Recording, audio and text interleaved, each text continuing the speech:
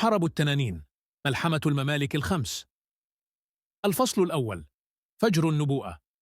في سالف العصر والأوان، حين كانت الأرض عامرة بالممالك العظيمة، وحين لم يكن بين الإنسان والسحر حجاب، قامت 5 ممالك متناحرة، لكل منها سرها الدفين وسلطانها الممتد.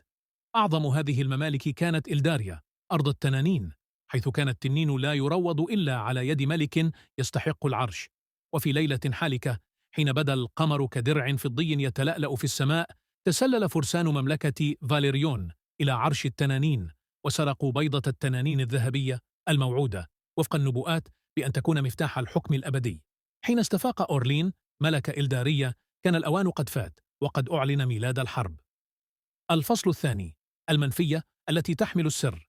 بعيداً عن عرش أبيها، وفي قرية نائية بين الجبال، نشأت الأميرة سيلين المنفية منذ صغرها إثر انقلاب دموي قاده عمها الطامع في الحكم. لم تكن تعلم أن روحها متصلة بأرواح التنانين، وأنها وحدها القادرة على استدعائها بلسان السحر القديم.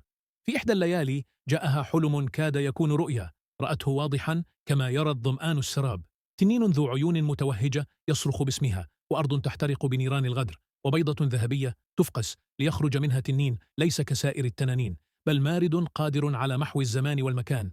عندئذ أدركت أن قدرها لا يمكن الفرار منه. 4. الفصل الثالث: نيران الحرب. اشتعلت نيران الحرب في أرجاء الممالك الخمس، وأصبحت السماء ميدانا للقتال، حيث كانت التنانين تقاتل تحت رايات ملوكها، والجنود يتساقطون كأوراق الخريف. تحالف ملك فاليريون مع سحرة الظلام الذين أرادوا استخدام البيضة لاستدعاء تنين الخراب مورزار، وهو أقدم مارد نفي في العصور الغابرة. سيلين، وقد جمعت من حولها أتباعاً من المتمردين، سافرت إلى مملكة الجان، حيث التقت بالساحر الحكيم ميراث، الذي أخبرها أن الحل لا يكمن في السيف، بل في استعادة البيضة قبل أن تفقس في الظلام. مع اقتراب ساعة الصفر، توجهت سيلين إلى قلب فاليريون متخفية بعباءة الليل، لكن الحراس أحاطوا بها، وقبل أن يسقط سيف الغدر عليها، ارتفع صدى زئير عظيم لتبصر في السماء أجنحة ذهبية. كان ذلك التنين أزراك، ملك التنانين، وقد أتى أخيراً ليستجيب لنداء دمه. الفصل الرابع: معركة العرش.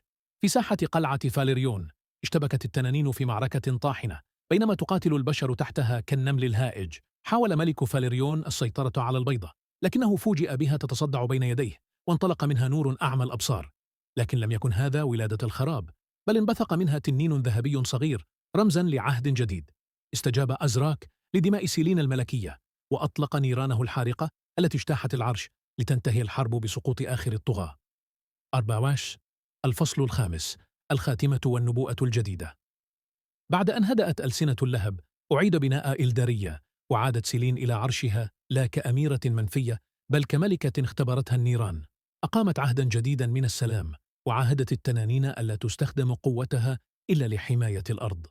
لكن في الليالي الحالكة، كانت تسمع همسات في الرياح، وكأن الظلام لم يمح تماما، بل ينتظر لحظة أخرى ليبعث نفسه من جديد.